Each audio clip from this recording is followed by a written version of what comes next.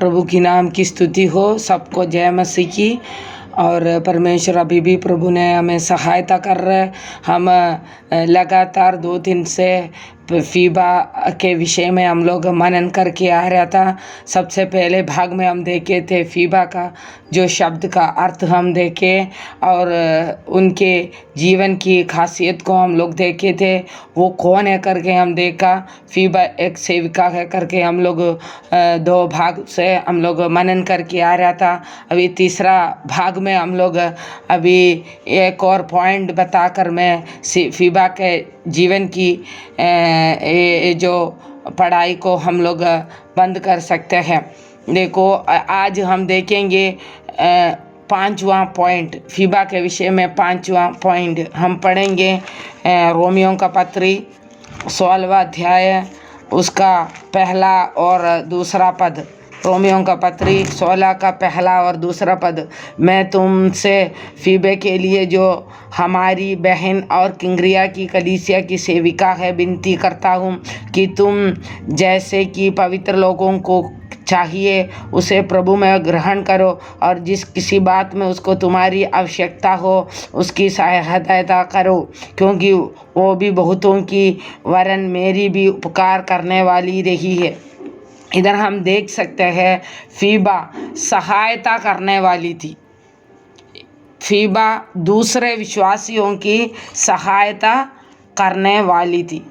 हम पाते हैं जब हम इतिहास पढ़ेंगे तो हमको पता चलेगा ये फीबा जो बहन है वो बहुत धनी स्त्री थी।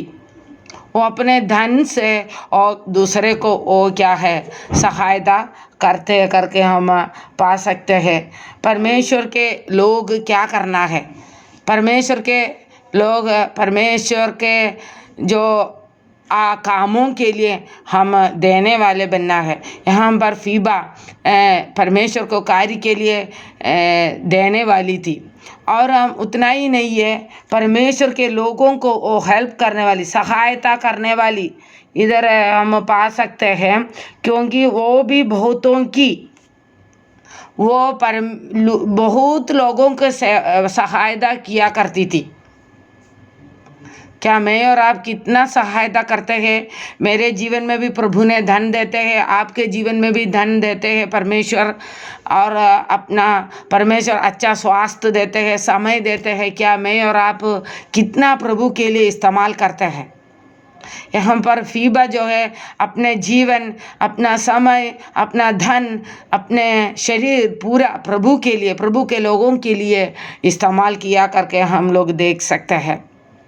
प्रभु के कार्यों में हम लोग हाथ बटाना है, प्रभु को लोगों को सहायता करना है। कैसे हम प्रभु के लोगों की सहायता कर सकते हैं। योग ही नहीं दे सकते हैं। कैसे हम देना है उनकी अवस्था को। इसलिए हम लोग दूसरा भाग में हम लोग सीखे हैं क्या है, लोगों का, हमारे विश्वासियों का हालत को हम जानना है। विश्वासियों का स्वभाव को, विश्वासियों का आवश्यकताओं को हम लोग जानना। कैसे जानेंगे, उनके साथ बहुत अच्छा रिश्ता रखेंगे तो हम उनके हालत को, उनकी अवस्था को हम जान सकते हैं।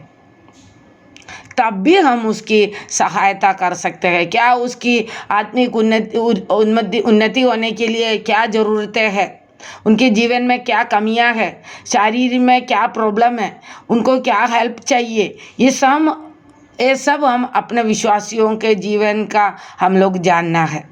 तभी हम उनका हेल्प कर सकते हैं। प्रभु हमें सहायता करे। यहाँ पर फीबा एक अच्छा सहायता करने वाली है, सबको हेल्प करने वाली है।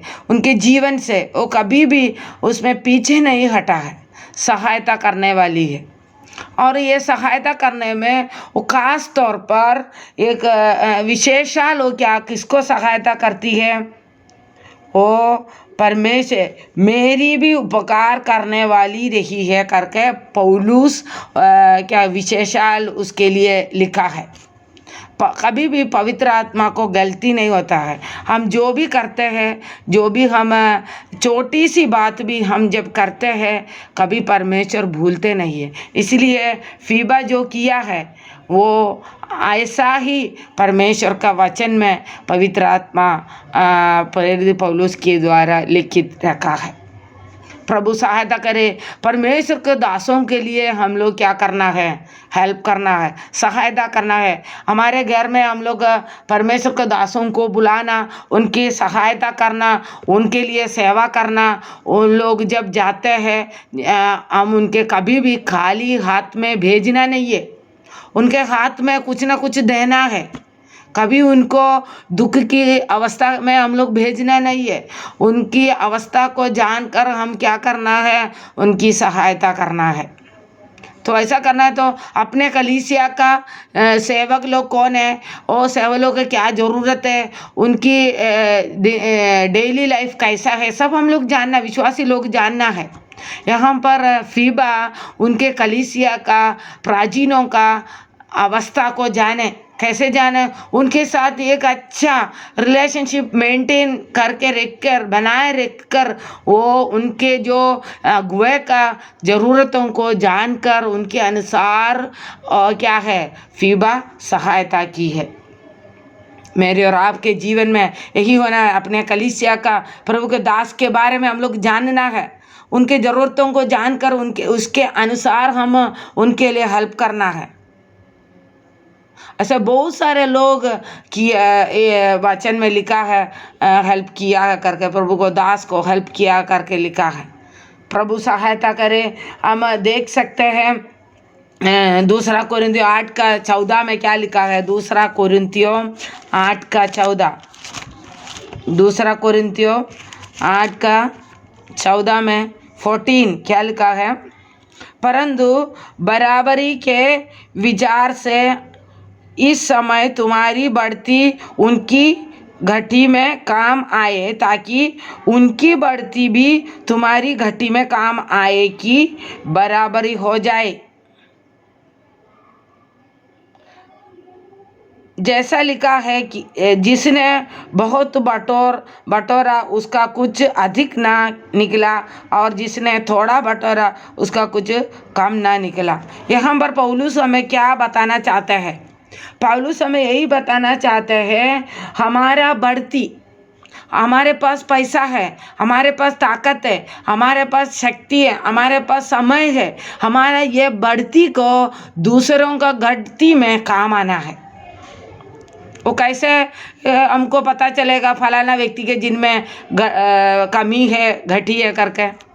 हम उसके साथ बातचीत करना, उसके साथ संगति रखना, उसके साथ हम लोग क्या है अच्छा रिश्ता रखना, तभी हम उनकी क्या है घटती को, उनकी जो कमी को हम महसूस करेंगे, हमको पता चलेगा। ये फीबा जो है उनके जीवन में क्या है, उनके जो बढ़ती, वो बहुत धनी स्त्री थी, उसके पास बहुत धन थी। वो क्या किया? दूसरों के घटी के समय में वो सहायता किया है। प्रभु की नाम की स्तुति हो। प्रभु हमें सहायता करने वाले परमेश्वर है। हमारा बढ़ती, हमारा जो हमारे जीवन में जो भी चीज़ प्रभु ने दिया है, और दूसरों की बढ़ती के लिए, दूसरों की कमी के समय में देने के लिए हम इस्तेमाल करना है, तभी हमारे जीवन में आशीष पाएंगे। हमें देखकर हमारे विश्वासी सीखेंगे, हमें देखकर हमारा बच्चा सीखेंगे, हमें देखकर हमारे लोग सीखेंगे कैसे प्रभु के कार्यों में देना, कैसे हम प्रभु के दास को देना है। हमारे कलीसिया में एक बहन है, उनके पास ज़्यादा तनख्वाह नहीं है, वो बहुत कम पैसा के लिए वो कमा रही है, रोज़ ड्यूटी करती है, फिर भी उसके जो आमदनी के अनुसार नहीं देते। वो उसको 2000 तनख्वाह मिलने के समय भी 500 व 1000 प्रभु के दासों को देती थी। वो अभी भी वो देने में कभी भी कम नहीं करती है। उनके जीवन में किसी भी वस्तु की घटी ना हुआ है। मैं ये अनुभव किया है। क्या मैं और आप नहीं कर सकते? मेरे जीवन मेरे पास आने वाले मेरे कलीसिया के बहुत हमारे कलीसिया में भी बहुत सारे लोग क्या है आर्थिक रूप में कमज़ोर लोग हैं, कंगाल लोग हैं। क्या मैं और आप कितना उनको हेल्प करते हैं, कितना उनके देखकर अनसुनी करके चले जाते हैं। मेरा घटी उनकी कमी में काम आना है। मैं कमाते हैं तो उनके लिए कार्य होना। कभी भी अपना ये स्वार्थ जीवन हमारे जीवन में नहीं होना है। फिलिपियों का पत्री में हम लोग पाते हैं 2:4 में, एक दूसरे की चिंता किया करो, अपने ही हित की नहीं दूसरों के लिए चिंता करो। प्रभु वही बोलते हैं हमको, हम अपने लिए नहीं सोचना, प्रभु के लिए हम सोचना, दूसरों के लिए सोचना, ताकि हमारा बढ़ती दूसरों के लिए काम आना है। यहाँ पर फीबा वही किया है, उनके बढ़ती, उनका धन, उनका शक्ति, उनका समय दूसरों के लिए काम में लाई हो। प्रभु हमें सहायता करे। ये वचन के द्वारा ये फीबा के विषय में हम लोग 5 पॉइंट सीखे हैं। ये जो पहला भाग से लेकर अभी जितने भाग हम किए हैं, इतना भाग से हम लोग 5 पॉइंट हम याद रखना, उनके नाम के अनुसार वो काम किया है और प्रभु के लिए चमका। ये चमकने वाली फीबा थी। दूसरी बात, वो प्रभु के साथ अच्छा रिश्ता रखी, वही रिश्ता वो विश्वासियों के साथ भी और प्रभु के दास लोगों के साथ भी रखा। तीसरी बात है, वो प्रभु के वचन दूसरों को पहुंचाने वाली बनी है। चौथी बात हम देखा है, वो कलीसिया के सेविका बनी है। 5वीं बात हम देखे हैं, वो क्या है, सबको हेल्प करने वाली स्त्री थी। विशेषाल प्रभु के दास को हेल्प करने वाली स्त्री थी। प्रभु हमें सहायता करे इन वचनों के द्वारा, इन फीबा के जीवन के द्वारा हम भी कुछ सीख कर हमारे जीवन में लागू करने के लिए प्रभु हमें सहायता करे। प्रभु की नाम की स्तुति हो।